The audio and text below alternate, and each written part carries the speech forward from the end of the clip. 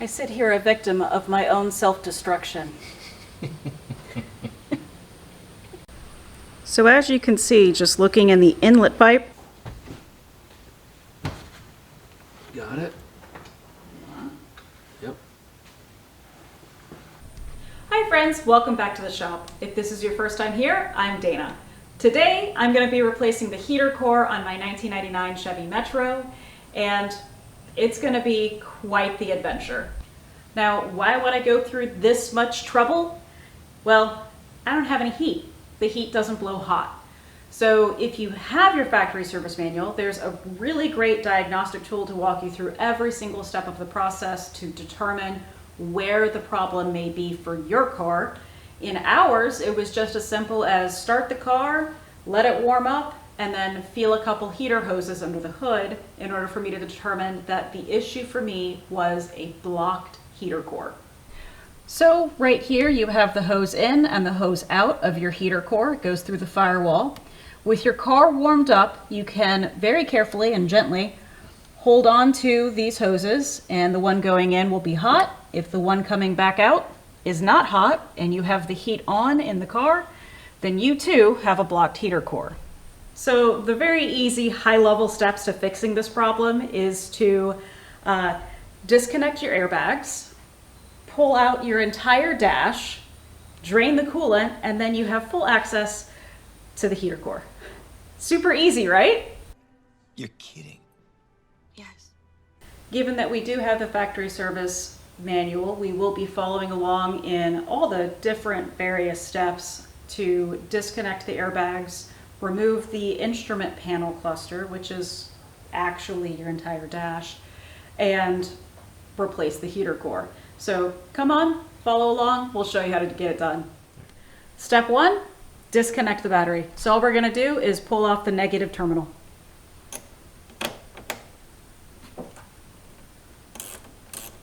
Okay, now that we've got the battery disconnected, we have to unplug the airbag fuse.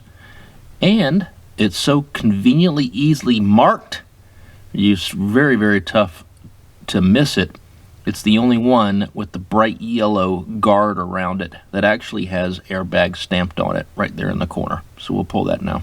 Next, we're going to remove the steering wheel side cap, which we think is this little tab right here. So we're just going to use our spudger tool and pull it off. Let's get you a little pry tool and pull it off. Wow. Looks like an airbag. You think? For this to be unplugged, there is a plastic outside clip that goes over. You'll basically pry with a very small flat tip screwdriver each side and push down on that clip. Then you can unplug. All right. Next up is we're going to remove the glove box, which the factory service manual calls an instrument panel.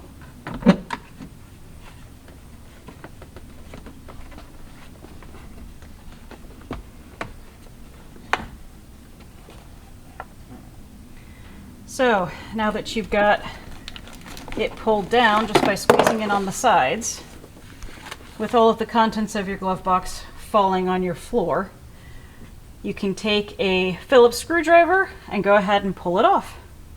Alright, we went ahead and put our screws back so that we don't lose them, and with the glove box removed, you can see that you have the other yellow cable right here for the passenger airbag. What we're going to do is go ahead and pull the entire clip off of the sidewall. It's got a little body panel plastic clip holding it in place, so we'll go ahead and get the spudger tool, pull that off, and then we can unplug and disconnect the passenger airbag. Alright, just like on the driver's side, you're going to pry up on the sides and pull back the cap. With this top cap pulled back, you should be able to disconnect the airbag. And if you're having trouble getting it out, you can just pull up on the corner there and disconnect your airbag. Next up, you're going to disconnect your brain. No brain, no pain. Think about it. I mean the powertrain control module. Anyway, we're going to pull off the 3 screws holding the powertrain control module in place. That's going to be 1, 2, and 3. And it should allow the powertrain control module to drop down underneath so that we can disconnect it if needed. All right, with our bolts removed, you can just pull down your brain.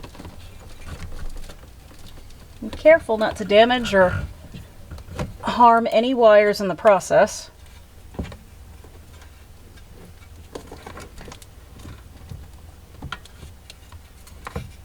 All right, now we can unplug all of our star connectors.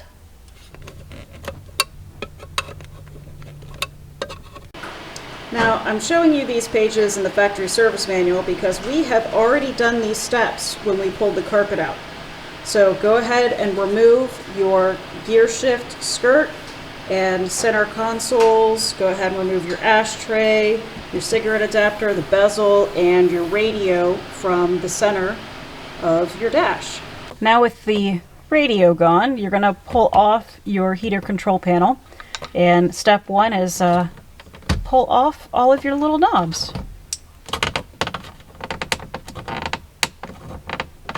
Yeah.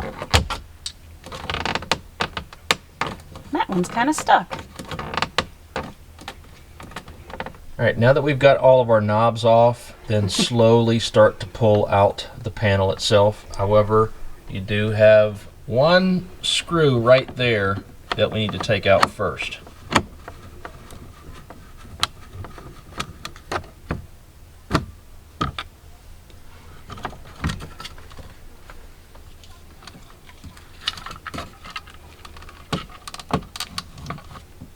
All right, now we can unplug all the plugs. Twist and remove the bulb. Okay, the very first thing, in order to be able to get the AC wire out, you'll need to take off the front button. As you'll see, there's 2 holes, one on this side, one on the other side. It's just held in by 2 small clips. Use your small flat tip screwdriver to depress it. Then we have to move to this side. With a small flat tip screwdriver, you're going to basically unhook each side here and then push it out. You want to be very careful when you pull this out because these are 2 pieces and you have a spring in here. So I recommend once you pull this through the actual control fascia, go ahead and put this all back together so that way everything stays where it's supposed to. And it's already becoming problematic for me. Okay, so the factory service manual says to disconnect your temperature and mode control from the heater case, which is access up underneath your steering column. It's the black box there. Follow the blue cable and the white cable. And to disconnect the fan speed control from the blower motor, which is inside your glove box, which would be right about there. We're going to try to do it a little bit differently. We're going to see if we can let this heater control module just hang in place for a little bit and see how far we can get before we have to actually disconnect those. They are very hard to get to, and we want to see if we can find a shortcut. Alright, went ahead and took off the knee bolster. They're just held on by 2 Phillips screws on each end. Now the next is Dana is going to pull the hood pop handle. The hood release handle. Hood pop handle. Hood pop? Pop pop? Okay, pop pop. I'm tired of this pop pop. There's 2 Phillips screws underneath here where my fingers are, and you're just going to undo those and lower the handle down. Okay, we went ahead and pulled off the styrofoam. These are very, very long body clips holding it in. So you're just going to keep prying them off until the styrofoam comes free.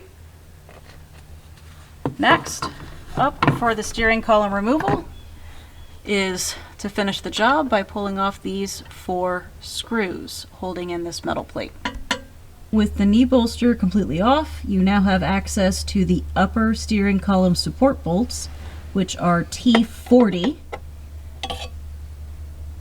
There are 2, one on each side. Go ahead and remove those, and the steering column should drop just a little bit. Next, looking up at the steering column, you're going to remove the 5 screws holding the cover on from behind the steering wheel. Now that you've removed the lower cover, just pull the top cover off and set it aside. Then you're going to move on to disconnecting electrical. Oh, fun.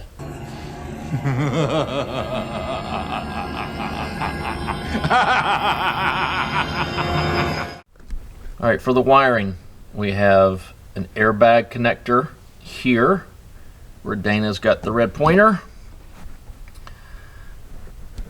Then there is the wiring group all in the black shroud. You'll need to follow that around and unplug those locations. And then there is a brown wire group with a brown shroud over it that actually has a plug connector right there where I'm pointing at. You'll be able to see that needs to be unplugged as well. Alright, so you're going to follow those wiring harnesses all the way down into your junction box here with the fuses and unplug all of them. Now, if you'll notice something a little bit special about ours, somehow a previous owner encountered quite the problem with the combination switch, and they bypassed the connector plug here by using a couple butt connectors. So for us, we're going to have to cut these wires and then redo it when we go to put it all back together again. So Art really kind of nailed it on the head that electrical is oh so fun. Just kidding. Okay, next up you're going to remove this black plastic cover by hand.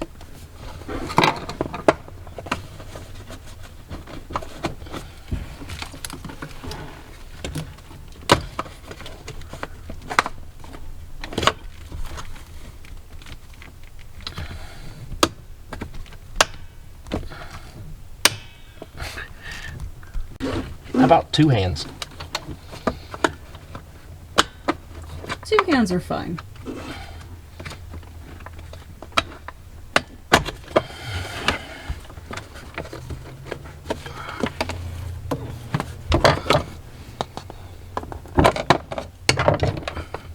And a trim removal tool. All right, now we have access to the rest of the steering column, and we're going to undo one more bolt and pull the steering column free. And that one bolt is the pinch bolt right there that Art is highly illuminating, blinding the camera. That bolt right there. So when you remove the pinch bolt completely, you should be able to loosen the lower bolts holding in the lower part of the control arm, and then give it a very firm tug from the steering wheel, and the entire assembly should pop right out. Be sure to be careful pulling on any of those electrical connections. Make sure they're free and clear before you set your steering column very gently somewhere else, trying to keep your steering wheel in alignment. In order to remove your instrument panel cluster, you're going to need to remove this bezel first. In order to access the bezel, you're going to need to remove the left side trim piece here. There's 1 screw holding it in, and the bezel is held in place by 4 screws. 1, 2, 3, 4. With all the screws removed, your bezel just comes right off. Now you have access to remove the instrument cluster. All right, next step is to remove the speedometer cable, but there are metal plates underneath, so it really prohibits you from getting it from that angle. What we're going to do is remove 4 screws holding the cluster in, bend it forward enough. There is a little bit of play in the wire, so hopefully we'll be able to reach back behind it and remove that clip. There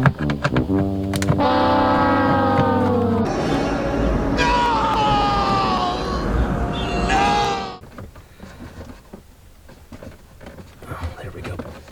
Got it. Okay. Here is the button that you're going to press on, and it slides right off. So tilt your instrument cluster forward and go ahead and eliminate any rat's nests you may find.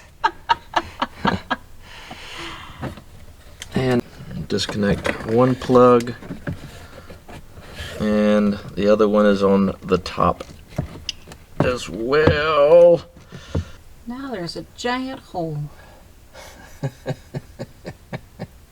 All right, next step is to take out the airbag. Oh joy! So we have a total of 5 bolts and 2 screws.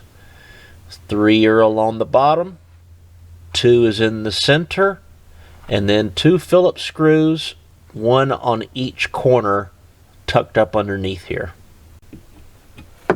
Alright, so what you're seeing is Art trying to feel around. There are additional screws that my factory service manual does not mention that are holding our airbag in place. So when you're removing yours, keep an eye out, feel around, push up from the bottom, be gentle, and find the screw.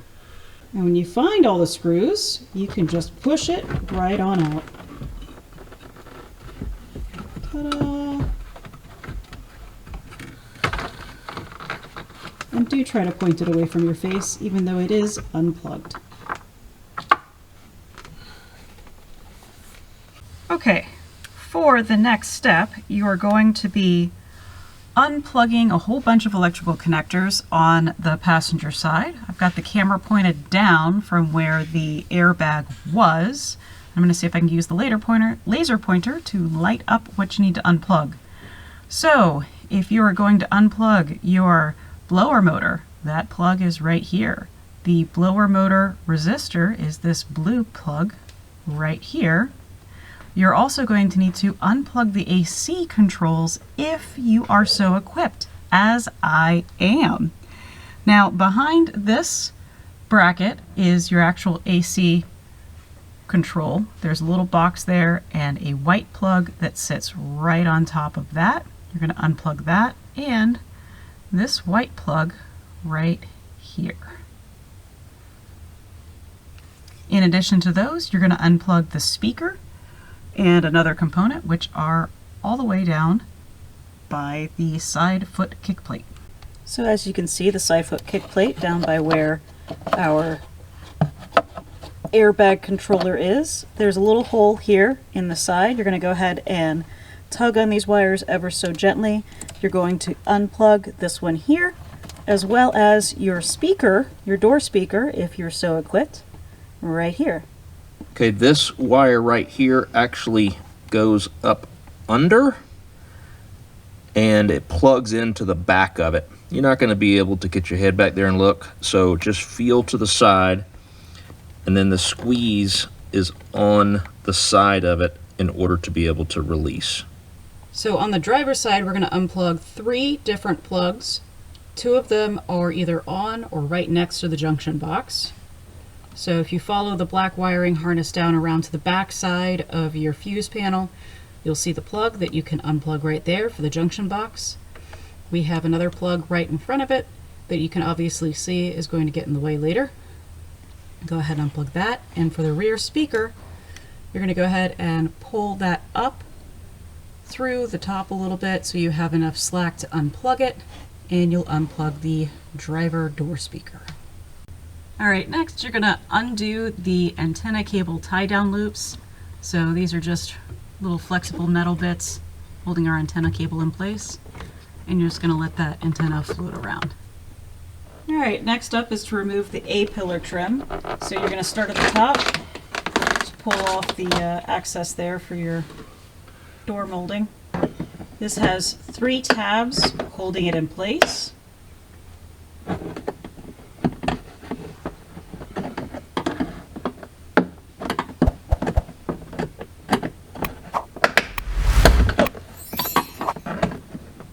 Take it slow.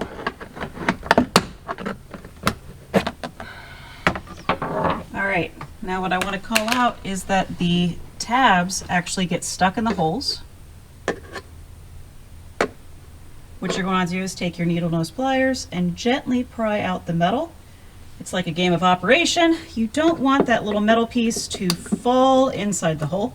You want to get it out and then put it back on your trim molding piece. So just take it slow. Be careful. And you'll do that on the driver and passenger sides. A little trick, as you're squeezing this, take your flat tip screwdriver, and as you pull it out a little bit, just slide this inside. That will prevent it from going down into the netherland and allow you to pull it out. The what land? Netherland. You don't want to go there. You don't.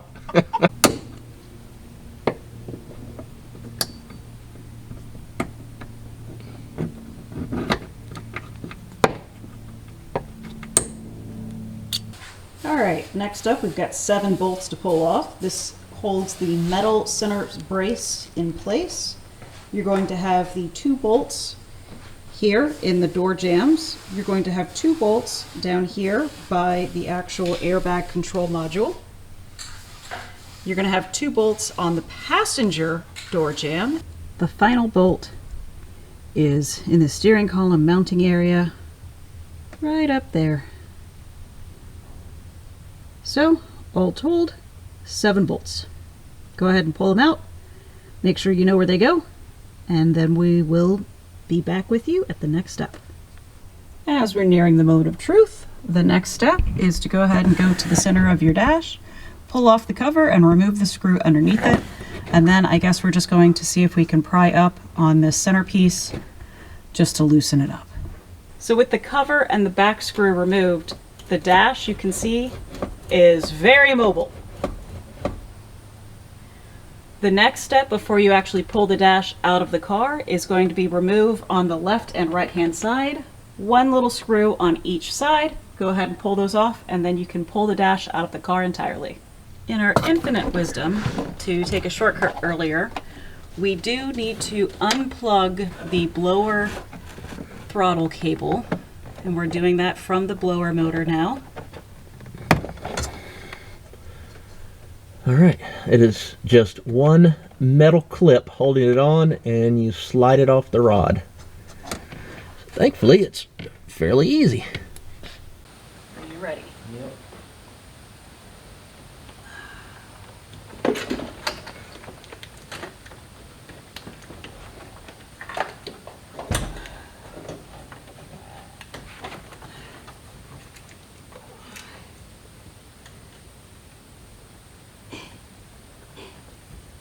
This. Yep. Give me 1 second. Get my cover here.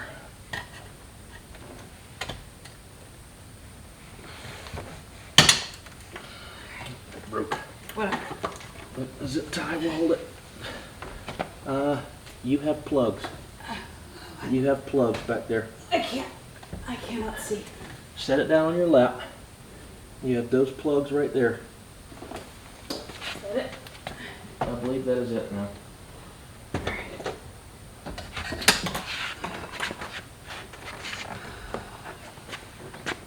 All right, so the things that we missed unplugging when we went to go actually remove the dash was right here on the driver's side. There were 3 plugs. One of them is an obvious airbag plug, and then 2 other connectors going through the main harness. I was able to get those really easily with Art holding the passenger side, and it came free.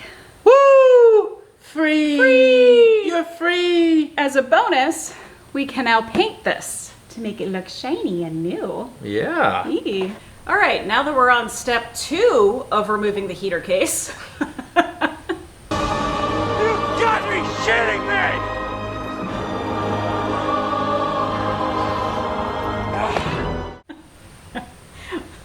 We're gonna go ahead and drain the coolant and pull the heater hoses off of our existing heater core so that we can remove the heater case from the inside of the car. At this point, I would like to refer you to our coolant video for replacing and doing a coolant flush to see exactly how we drain the coolant and go ahead and pull off those heater hoses. All right, so now is the really fun step. We've got the coolant out of the car, we've got the heater hoses pulled off of the heater core on the other side of the firewall. Now we can actually pull off our heater case. In order to remove our heater case, it's actually held on by 2 bolts and 2 nuts. The bolts are very easy to locate. They're at the top here. The nuts, on the other hand, there is one down on the firewall in between our AC evaporator core and down there on the firewall. And there's another one here on the driver's side that's a little easier to find above our gas pedal. Now, if you are like us and you tried to cheat a step and you didn't completely remove these cables for the vent settings and temperature control, now you have to do that. So the con is you have to do it no matter what. The pro is now we have plenty of space to see what we're doing. I sit here a victim of my own self-destruction.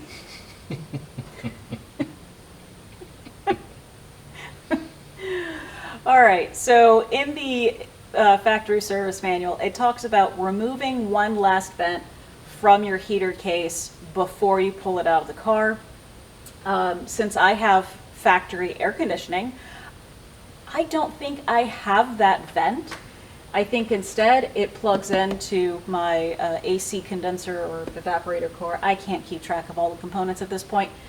The magical box that is air conditioning, it plugs in directly right here, so I'm going to try to remove the heater case without damaging either component. Unfortunately, I can't find in my factory service manual exactly how to pull either of these components apart from each other.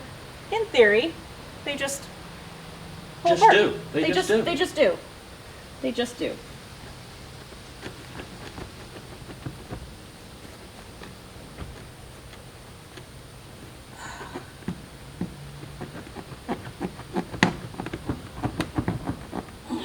You know what? They just don't. Those grommets holding that heater, the grommets holding the heater core into the firewall are pretty tight. So we're going to see if we can lube those up. So clearly, this job is a lot easier when you don't have air conditioning. What we did have to do is we had to take off the gas pedal entirely. So you had to remove the throttle cable from the top. Very easy, just unclip the plastic piece from the top of the gas pedal and then undo the 2 bolts and pull the pedal away. Now the heater case can move freely. On the other side, however, So this nut that we took off is holding on 2 brackets. Those brackets overlap one another. The heater case that we had to take out is actually on the bottom. It is not opened like this one. So we have to pull this completely out in order to be able to get the heater case up and over this stud.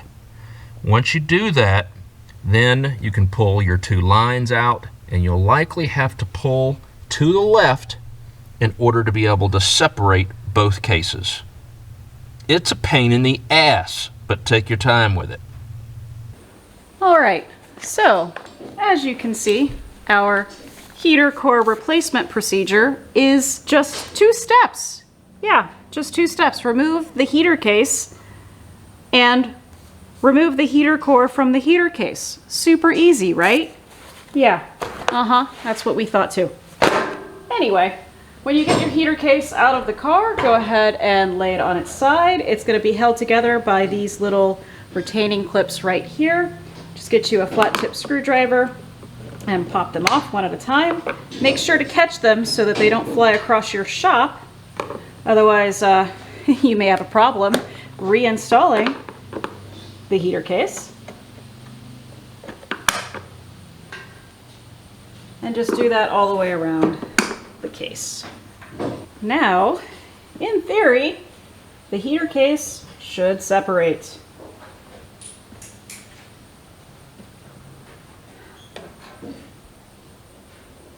Of course it doesn't. Why would I expect it to be easy?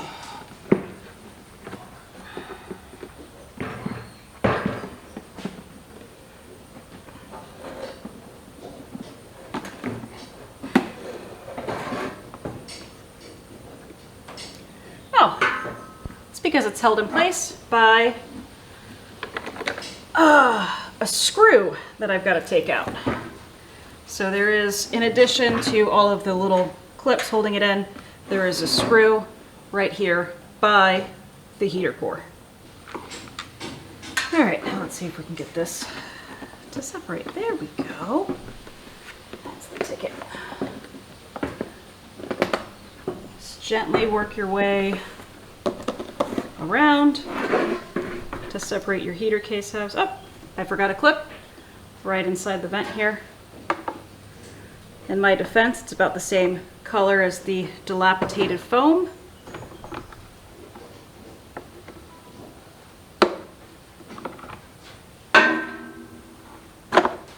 Ta-da! All right.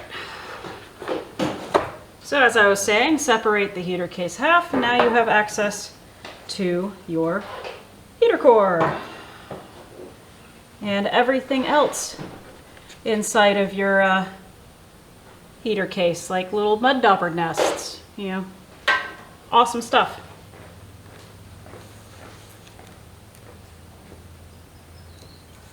Slide it out. Yeah, I'm gonna go blow this out. Be right back. Well, this one is appears to be quite original. Of course it is. Who in their right mind would go through all of this to replace it?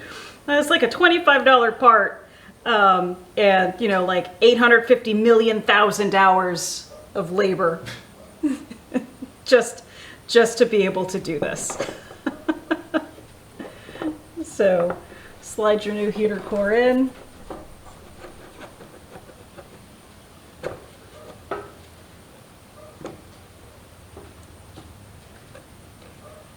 Put your case back together again,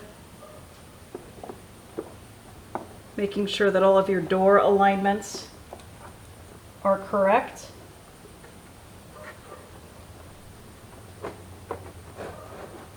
Careful of your foam insulation there. I've seen where other owners have gone ahead at this point and they've scraped off all of the old foam and put new foam in. Ours isn't to that point yet.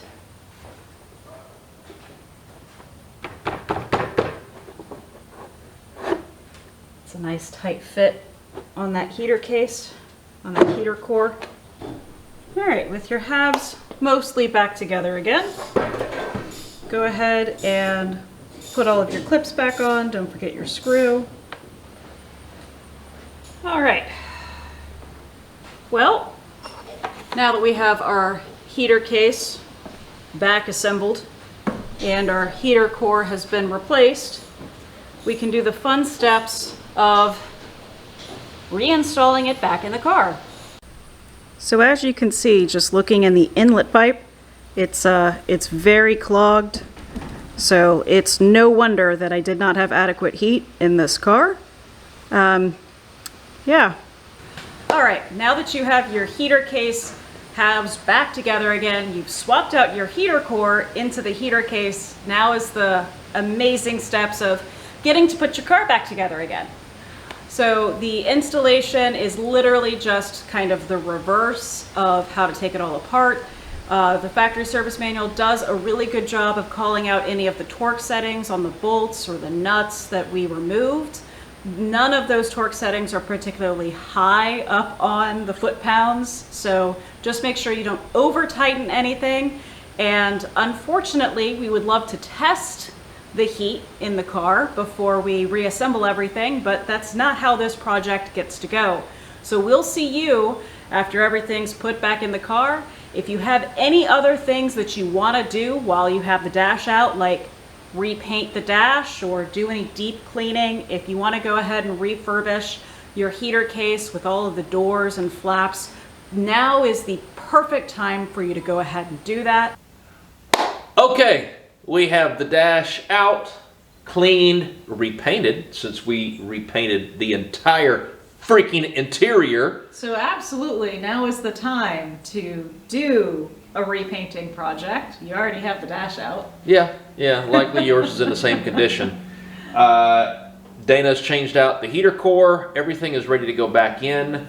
And just wanted to say, all in because we were filming, we were seeking out answers, looking through the manual online, trying to figure out what is this that they call. And we have about 8 hours into this.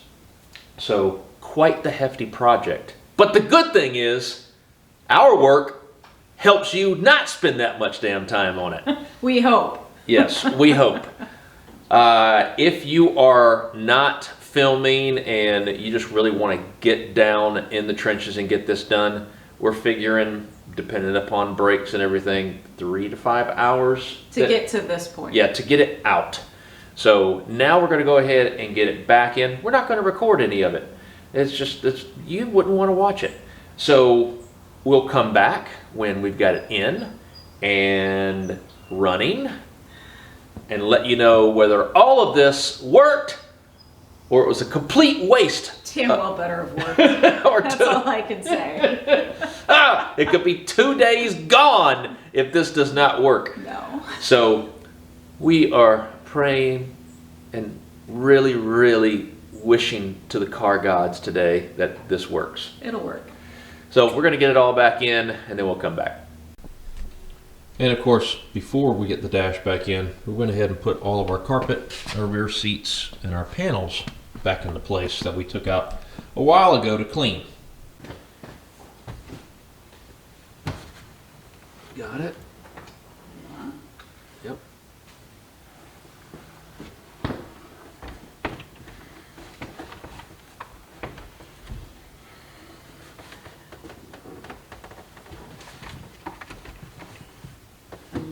So, as many of you may be aware, when we got the car, we went ahead and did a flush of all the coolant systems so that we could replace our expansion tank on that coolant system. When we put everything back together again, we actually did not have heat. And I was racking my brain trying to figure out what was going on. Eventually what we did was we drained off all the coolant again, and I started pulling hoses off trying to figure out like what was going on, and a giant chunk of what I can only presume is fossilized stop leak about the size of a piece of gravel actually came out of our upper radiator hose. So as you could see, the old heater core was pretty well clogged. Obviously a previous owner put stop leak in your coolant system. So this is my public service announcement. Don't use stop leak. Replace the part that's leaking. Anyway, I'm not kidding. It was about the size of a chunk of gravel. We got everything flushed again, put it back together again. Car burped great, got all the air out of the system, and then guess what? We have heat. Ooh, we got heat.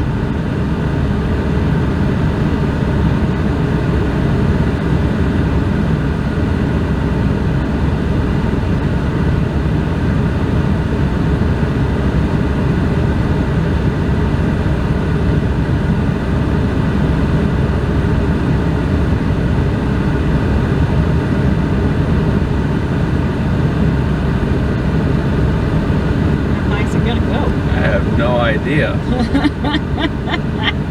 Not enough to sweat me out of here, I'm sure. Tiny car.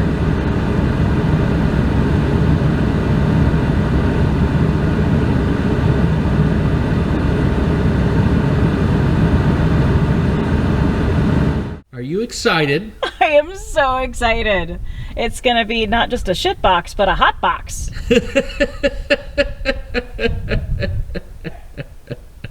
Maybe not in the terms you're thinking of. Anyway, the important part is we have heat in the Metro. Is this going to be like a Cheech and Chong movie or a Fast Times at Ridgemont High scene?